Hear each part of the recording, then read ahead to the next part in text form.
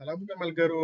په دې ویډیو کې د پروژې د مدیریت د څلورمې مطالعاتي ساحې یعنې د پروژې د مصارفو د مدیریت په اول فعالیت باندې سره خبرې کوو، کوم چې د پروژې د مصارفو د مدیریت پلان جوړونه ده. په دې اول فعالیت کې ځینې اسناد دي چې د انپوټ په توګه خدمت کوي.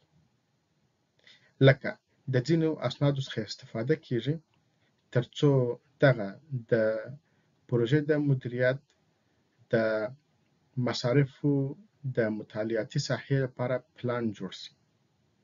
دغه اسناد عبارت د پروژې د چارټر څخه دی، دوهم د پروژې عمومي پلان، دریم د پروژې محیطي عوامل او څلورمه د پروژې پروسوي سرمایې دي.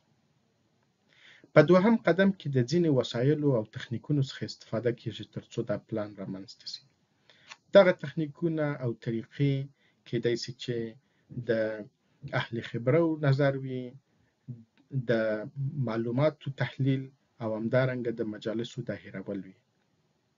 ملګرو، په دغه فعالیت کې په نتیجه کې بیا یو سند رامنځته کیږي کوم چې د پروژې د مصارفو پلان دی. یعنی کله چې د پروژې د مدیریت د څلورمې مطالعاتي ساحې اول فعالیت تر اجرا لاندې نیول کیږي، نتیجه یې دا ده چې د پروژې د مصارفو د مدیریت پلان رامنځته کیږي.